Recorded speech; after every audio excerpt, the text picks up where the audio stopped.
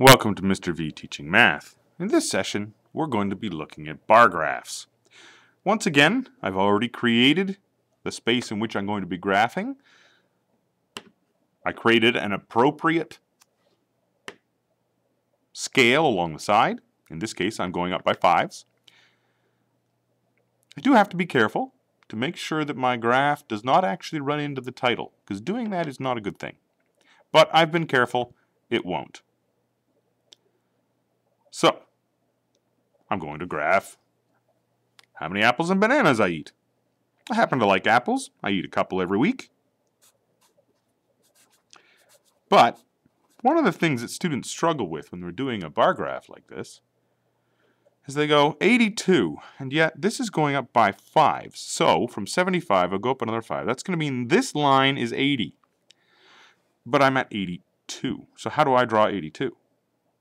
Well, in this case, I have to look at the next square and go, how much is in that next square? Well, if each square is worth 5, where would 2 be? 2 is going to be not quite halfway, so a little bit less than halfway. So my marker is going to go not quite halfway, so probably right about here. Now, I did that freehand, and I can tell, and I shouldn't have. To do this well, I should be doing it like that. Complete my bar graph. Sometimes bar graphs should be colored in, but they don't necessarily have to be, depending on what task it is that you're completing. Next, I'm going to write about bananas.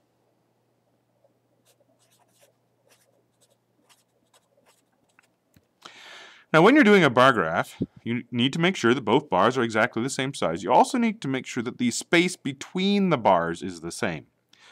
So I'm going to do this one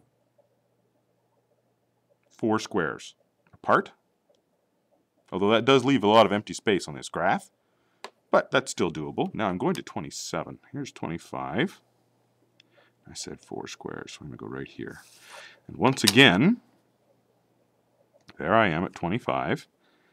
But now I need to go up a little bit because I'm at 27. So once again, not quite halfway.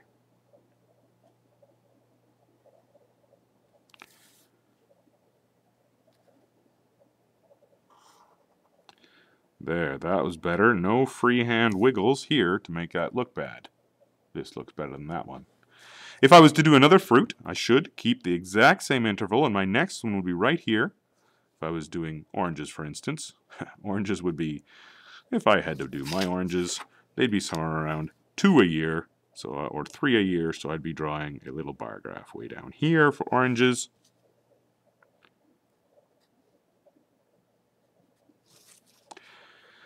Key things to keep track of: where do you draw your line?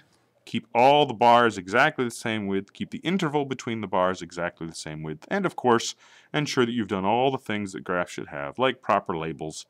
In fact, if you'll notice that I'm running out of room, it would probably be better if I were to put my labels on a slant because of the length of the words and actually do all of these on a slant. That would actually work better than what I did. But that's how to do a bar graph.